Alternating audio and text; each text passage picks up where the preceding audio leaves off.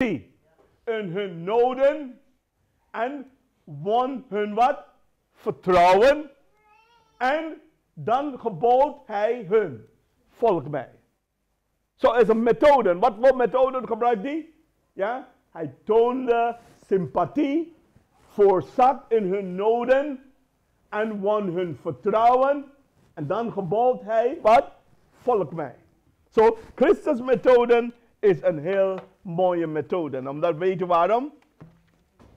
Hij probeerde dat op een juiste manier te doen. Laten we kijken naar de eerste. Wat doe je? Doe goed aan de mensen. Waarom doe je goed aan de mensen? Als je woont in een omgeving waar je hebt andere mensen en je doet ze goed. Je doet altijd goed voor de mens. Wat gaat gebeuren automatisch? Je bouwt gewoon een vriendschap met de mensen op. Ja? Nou, wat is de eerste dat Jezus deed? Hij mengde zich onder de mensen als iemand die naar hun welzijn streefde. Dat hebben we net geciteerd. Ja? Hij wil gewoon hun welzijn, hij heeft zijn welzijn voor ogen. Doe dat ook. Benader mensen als iemand die iets goeds wil doen. Haast je niet. In de natuurlijke wereld duurt minstens 9 maanden voordat een kind wordt geboren. Toch of niet? Hoe lang? Is het 6 maanden voor een kind om een kind geboren te krijgen? 9 maanden. Maar soms hebben we ook een kind die worden gewoon vroegtijdig geboren. En kan het ook, ja, dat gebeurt ook soms. Dat het kind komt eruit. En de moeder kan daar niks aan doen. Ja, maar het neemt in de natuurlijke wereld duurt minstens 9 maanden voordat een kind wordt geboren. In de geestelijke wereld kost het ook tijd. Een persoon wordt geboren in het koninkrijk van God. Maar heel vaak willen we gelijke resultaten zien. Is het niet waar? Zo zijn we geneigd. Wij willen, maar om een kind te verwekken, ja, wat begint altijd? De vrouw begint een beetje ziek te worden. We noemen dat de cellenverdeling daar op dat moment. En het kind wordt gevormd in de baarmoeder. De moeder wordt ziek. Ze gaat overgeven. En noem maar op. Voelde ze niet lekker. En het kind wordt gevormd. En dan wat kijk je? Je kijkt de hoofd. En naar de hoofd kijk je andere gedeelten van het lichaam. En het lichaam begint te vormen als een mens. Vingers en tenen en noem maar op. En dan wat gaat gebeuren? Voordat je weet is een hele kind in het buik van de moeder. En het kind begint te groeien en te groeien en te groeien. En dan wil hij uitspringen. Hij kan niet wachten voor 9 maanden. Hij wil eruit. En dan, je weet het ook, moeder begint hij te schoppen ook. Pop, pop, pop, pop, pop. De moeder voelt dat ook. Omdat hij wil eruit komen. Zo het neemt tijd om een kind te vormen in de baarmoeder van de moeder. Zo, we hebben tijd nodig om mensen te leiden tot Christus. Steek dus tijd in om in het worden van een vriend van iemand. Zonder de indruk te wekken dat je hem of haar wil bekeren. Zodra ze merken dat hij wil alleen maar één ding. Hij wil mij laten bekeren. Snap wat ik bedoel? Je moet dat niet zo opvallend laten worden. Neem de tijd. En dan wat? Op de persoon, of je wil de persoon veranderen van religie. Nou, laten we kijken naar een ander citaat hier. Kijk hier, kijk wat wordt gezegd hier.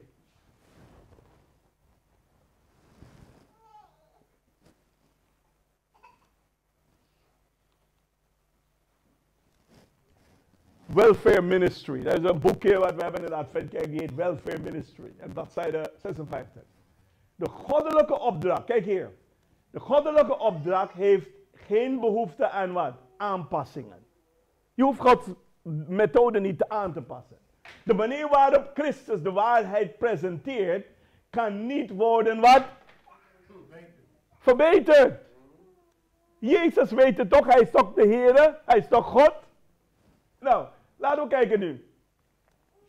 De heiland gaf de discipelen praktische lessen en leerde hun wat? Hoe ze zo moesten werken dat ze zielen blij maakten in de waarheid. Ja? En dan, kijk hier. Hij leefde met de mensen die wat vermoeid waren. Of die zware lasten moesten dragen. En hij leefde ook met hen, mee met de onderdrukten. En hij gaf wat, de hongeren te eten. Hij genas de zieken. Hij ging rond en deed voortdurend het goede. Zo als je ziek was, wat deed Jezus? Hij gaat je genezen. Als je honger had, wat deed hij? Hij gaf je te eten. Zo, als we mensen willen winnen, dat betekent dat we moeten even tijd investeren in de mensen. Tweede ding wat we leren ook hier, is dat hij toonde sympathie. Waarom toont die sympathie tegenover de mensen? Ja? Ja? Sympathie trekt mensen aan, toch? Stel voor dat iemand heeft, wat heb ik geobserveerd, is dat, stel voor dat iemand kwam te overlijden, een vrouw heeft haar man verloren, of andersom, een man heeft zijn vrouw verloren. De enige wat ik moet doen als ik bij deze mensen kom, is dat, de enige is dat ik zit daar, ik hou mijn mond, en wat gaat ze mij vertellen? Ze vertelt hoe ze hebben de man ontmoet. Ze gaat mij vertellen over hoe de relatie was. Ze gaan mij, en ik moet veel tijd hebben, hè. Als ik bij de meeste mensen ga, ik moet tenminste 2 tot 3 uurtjes in mijn agenda hebben. En ze gaat mij vertellen hoe de relatie was. Hoe ging dat relatie? En ik kijk een hele toertje van 40 jaar lang ervaring gaat ze mij vertellen. Dus dat betekent dat ik heb tijd nodig om naar de mensen te luisteren. En daarom, Jezus toonde sympathie. En sympathie trekt de mensen aan. Als Christus in jou leeft en je weerspiegelt zijn karakter, dan zou je leven als een magneet zijn dat de mensen aantrekt. Een begroeting, een hoffelijke, een vriendschapgebaar, een compliment, een woord van waardering. Ja? Daarmee laat je medeleving zien, waardoor de harten wat verovert van buren, familie en collega's en medestudenten. Je moet meeleven met hen. Sympathie uiten tegenover hen. Ja? En kijk hier, kijk wat wordt gezegd hier. Als wij nederig voor God zou buigen, ja, kijk hier. En vriendelijk en zachtmoedig en vervuld van wat mededogen zouden zijn, dan zouden er 100 mensen tot bekering, tot de waarheid komen, nu dan dat er maar 1. Wat moeten we doen? Vriendelijk zijn, ja, nederig en vriendelijk, zachtmoedig, ja, zachtmoediger en vervuld met mededogen. Dat wij leven mee met de mensen, we huilen met ze mee. We gaan ze helpen. We tonen sympathie. Met andere woorden, uiting van hun. Dat ik begrijp, je hebt veel pijn. Kijk hier naar deze wat we hebben hier. Oh ja, ik heb nog een citaat daarvoor. Ja? Als wij nederig voor God, dan zal er 900 mensen tot bekering komen. Even teruggaan naar de volgende. Enkele manieren om iemand te benaderen om iets goeds voor hem of haar te doen. En wat zijn de manieren? Nummer 1. Help hun boodschappen naar binnen te brengen. Ik kom thuis, ik zie een oude vrouw struikelen in haar auto om boodschappen uit haar auto te halen. Zeg, mevrouw, mag ik u helpen? En u brengt haar met haar boodschappen in haar huis. Dat gaat ver weg, ze gaat nadenken daarover. Oké, volgende is dat, breng ze ook een bordje met eten als je iets speciaal hebt klaargemaakt.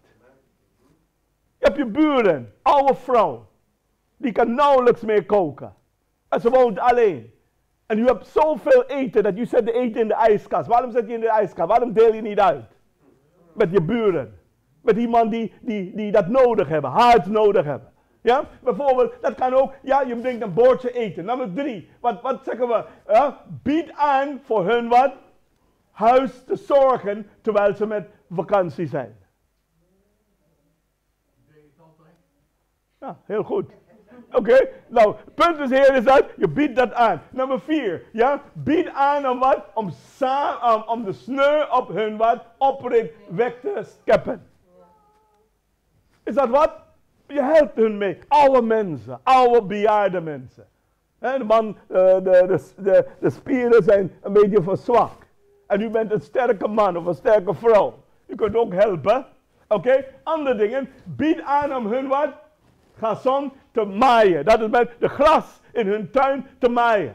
Ja? Andere dingen is 6. Bied aan om te helpen bij wat? Het wegruimen van wat? Van bladeren in de hers. Je weet dat hoeveel bladeren komen in de hers. Ze vallen neer. Hè? Vallen. En bied aan om te helpen. Andere dingen is dat. Breng ze ergens naartoe als dit nodig is.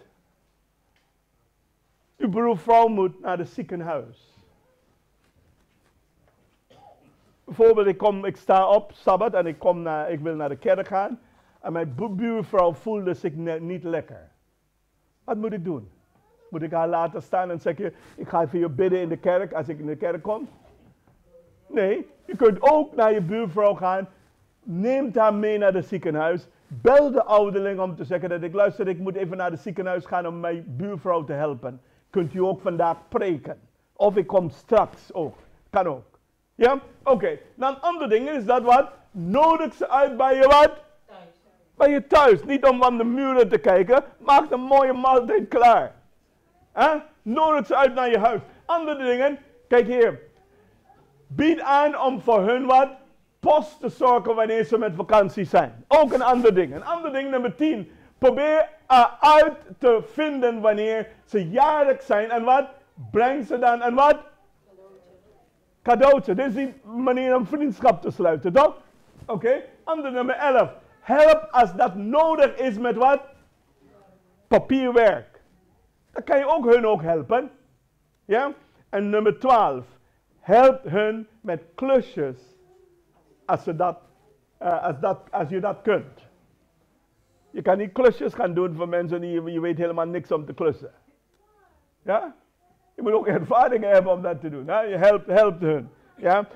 Al deze dingen zijn nodig om mensen te helpen. En dan, Jezus deed iets anders. En dan, wat deed hij?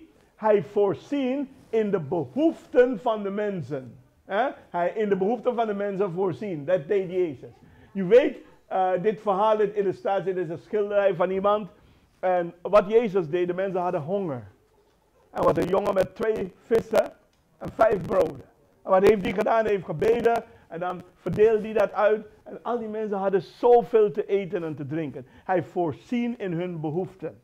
Ja? Alle mensen, ongeacht ras, status of nationaliteit, religie of filosofie, lopen op bepaalde momenten tegen moeilijkheden aan. En wat moeten we doen?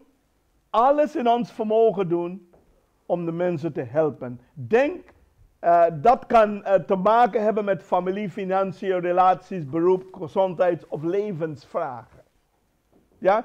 Iedereen voelt zich wat? Voelt zich zonder uitzondering op een bepaald moment eenzaam, verdrietig.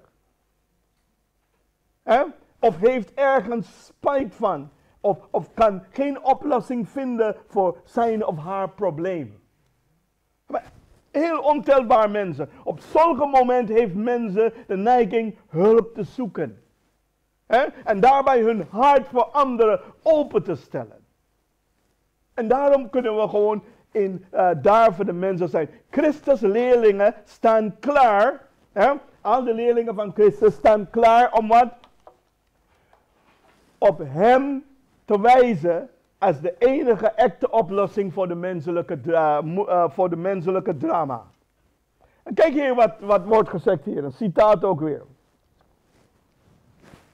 Het werk van Christus ten behoefte van de mens is nog niet voltooid. Het gaat door tot op de dag van vandaag.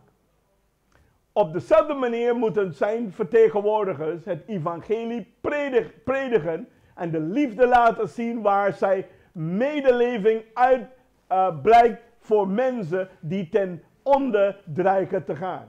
Ja? Wij moeten medeleven. Door wat? Kijk hier. Door een onzelfzuchtige interesse in hen die hulp nodig hebben, moeten zij op een praktische wijze laat zien wat de waarheid van het evangelie inhoudt. En dit werk bestaat uit veel meer dan louter preken. Met andere woorden, preken zal het niet altijd doen.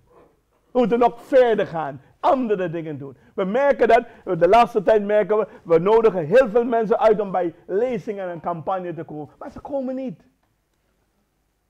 Ik had een tijd geleden in Almere, we hadden een professor uitgenodigd van de universiteit. Die gespecialiseerd is in kanker. En ik ging folderen met al die leden in de kerk. Overal, folderen, enthousiast. Ik dacht dat de hele Almere zou komen. De kerkruimte zou te klein zijn. Maar ik vergis me. Weet je wat? Ik heb gekeken. Ik stond daar te kijken. Op beden. Weet je hoeveel er zijn gekomen? Geen één. Geen één. Zelfs niet één persoon is gekomen. Zoveel folders uitgedeeld. Waar ging het mis? Hebben we contact gelegd met de mens. Ruim van tevoren. Relaties opgebouwd. Misschien zou dat beter werken. Maar Jezus voorzag in de behoeften van de mens. Hè? Ja? Zodan, de andere ding is, het bereiken van deze, kijk hier. Het bereiken van deze wereld met het evangelie is het werk dat God heeft gegeven aan hen die wat op het punt staan ten onder te gaan. Zijn teerdere, medelevende liefde laat zien. Zo, dat is wat wij nodig hebben. En dan wil ik eindigen met dit, omdat ik zie de tijd is begaan. Ja, win hun wat? Vertrouwen. En hoe doen we dat? Hoe winnen we de vertrouwen van mensen? Hoe? Hoe kunnen we dat doen? Hoe kunnen we mensen vertrouwen winnen? Hoe? Wij moeten de mensen vertrouwen winnen. En hoe doen we dat? Laten wij terugkeren naar de factor tijd. Het winnen van vertrouwen van iemand gebeurt niet van de ene moment naar de andere. Vertrouwen is het resultaat van tijd en ervaringen die jou met elkaar deelt. Leer om te luisteren. Iedereen wil worden gehoord. Let op wat mensen zeggen. Toon geen ongeduld. Zelfs niet als je denkt dat ze zeggen niet relevant lijkt te zijn. En een trouwe vriend lacht om je grappen. Ook als ze zijn niet goed. Al zijn ze niet goed. Ja? Hij voelt met je mee. Met je problemen. Ongeacht ongeacht of ze ernstig zijn of niet. En luister naar dit lijn. Als je niet naar hun anderen willen luisteren, hoe kun je dan verwachten dat zij naar jou luisteren? Zo toon sympathie. En wat doen wij? Wij moeten ook weten dat, broers en zusters, deel materiaal met hun. Je mag ook boeken delen met hun. Maar niet alleen dat. Ja? Kijk wat de Bijbel zegt hier. Ja? Wij zijn ook het lichaam van Christus. En alle deel van het lichaam functioneert. Ik moet even sneller gaan. Leert hun hoe zij nieuwe leerlingen moeten werven. Zoals iemand gedoopt is, heel vaak, dan zeggen we, oké, nu ben je gedoopt. Ga zwemmen. Is dat niet wat we doen? Ze zijn gedoopt. Leren zwemmen. We gaan kijken als je gaat overleven. Maar eigenlijk, als een persoon gedoopt is, dan moeten we hun leren om leerlingen te zijn van Jezus. Amen. En dat betekent dat als jij Bijbelstudie doet, neem ze mee om te kijken hoe je dat doet. Ja?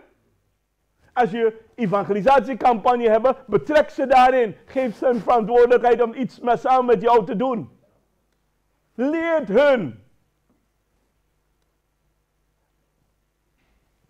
Laten we tot de conclusie komen vandaag. Zoals we mensen willen winnen, wat moeten we doen? En ik wil dat even weer samenvatten, de punten wat ik heb opgenoemd. Doe goed aan de mens. Toon hun sympathie. In de behoeften van de mens voorzien. Andere dingen is dat, win hun vertrouwen. En dat kost tijd.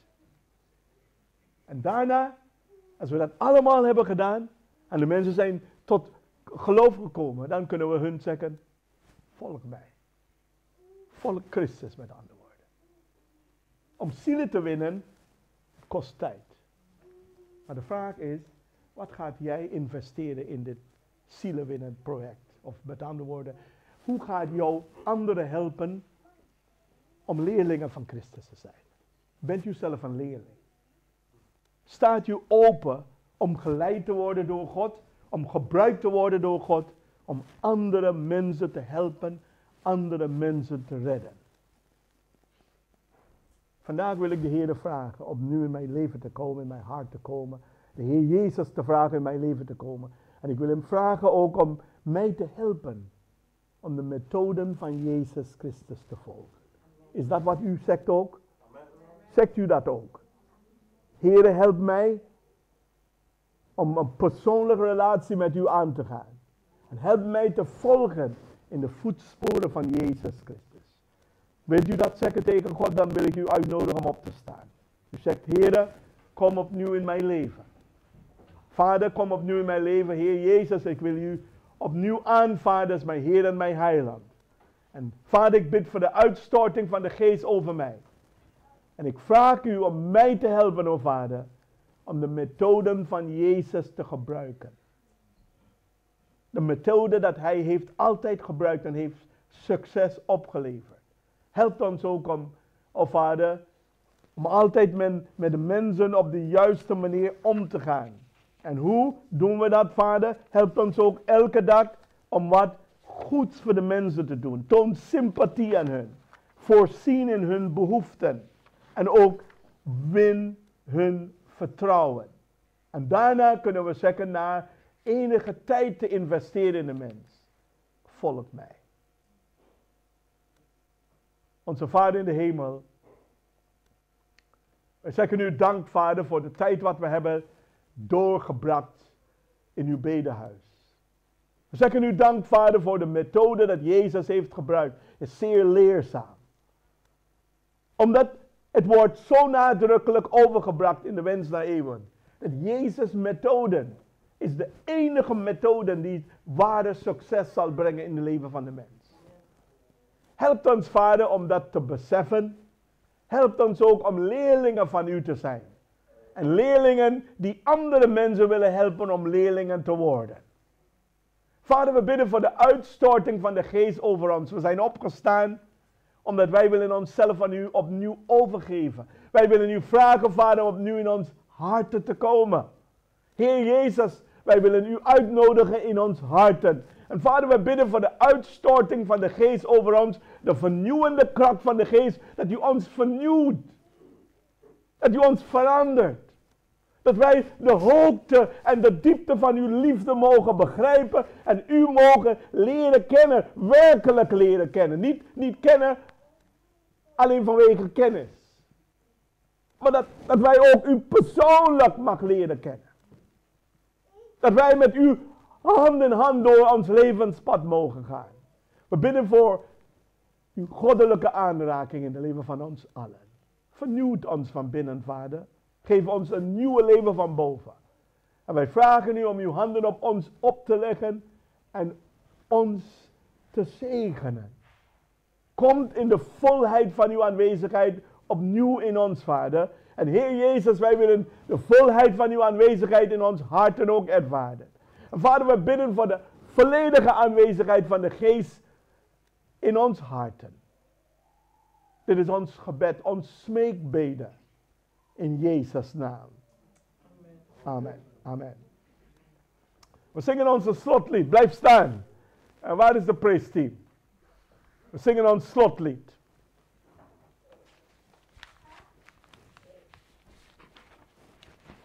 Brothers team, het slotlied.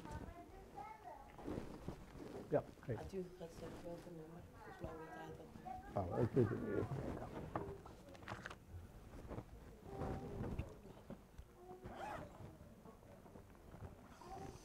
Tremendo predicatie, Romana. Tremendo predicatie, Romana. Amen. Agora que nós estamos passando para nós cantica final, com a cantica Shin. Grandita boa fieldade. É fieldade que Jesus tem para conosco. Queremos scherm, Stephen. Grandita boa fieldade. Ja. Queremos diácono adiante.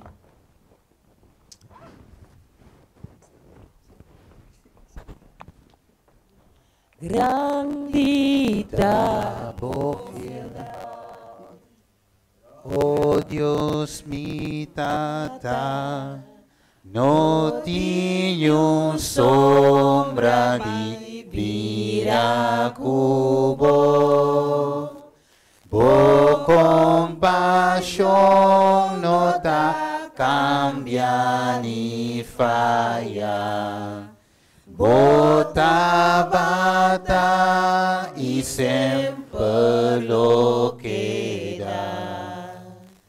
Grandita bofiela, grandita bofiela, cada mahinta con grande amor. Tu lo que mi mester bomanta prove. Grandita bofiela, Señor, para mí. Oké, zullen we bidden? Zullen we God zegen vragen voordat we vertrekken? Onze Vader in de hemel, wij bidden voor ons allen, Heer, in deze kerkzaal en buiten de kerkzaal. We brengen onze noden, onze zorgen, onze lasten, leggen we voor u neer. En we bidden voor iedere individu hier in deze ruimte, Vader. We bidden voor de uitstorting en vernieuwende kracht van de Geest over ons. Dat u ons helpt, oh Vader, om elke dag u te leren kennen. Om de hoogte en de diepte van uw liefde te begrijpen en u werkelijk te leren kennen. We bidden, oh Vader, voor de uitstorting van de Geest over ons. En dat u ons, degenen die ziek zijn, dat u uw genezende handen op hun zal opleggen. We bidden voor uw leiding, uw dagelijkse leiding in ons leven, Vader. Dat u ons helpt om werkelijk met u door ons levenspad op te trekken. Vader, u hebt ons beloofd in uw woord dat als wij deze woorden gaan uiten, dat u uw volk zal zegenen. De Heere onze God, zegene u en behoede u. De Heere doet zijn aangezicht over u lichten en zijt u genadig. De Heere verheffen zijn aangezicht over u en geven u zijn eeuwige vrede. In Jezus Christus naam. Amen. Amen. Amen. Amen. Somari Venturi tempi cosecha, solo y luna y estrella nang tur, unico naturaleza pabisa. Grandita fieldad, tata de amor. Grandita fieldad, grandita fieldad. Cada mahinta con grande amor. Tú lo que mi mester bomanta prove. Grandita fieldad, Señor para mí. Lange tijd man, hoe gaat het? Hoe gaat het? Por domi pasculo dura pasempar, cubo presencia nos turta guía, forza pawe y mayang tu speranza. Hoe heet je? Oh bendición sempre zon moeten maken. panos Ik zeg tegen Steven is een broer, hè? Ik merk dat gelijk. Bofieldad, grandita bofieldad, cada mainta con grandi amor. Tu lo que mi mester bomanta prove, grandita bofieldad, Señor para mí. Amen, amen. Por lo que mi mester bomanta prove, grandita bofieldad, grandita bofieldad, grandita bofieldad, Señor para mí. Amén. Amén. Gloria a Dios. Amén.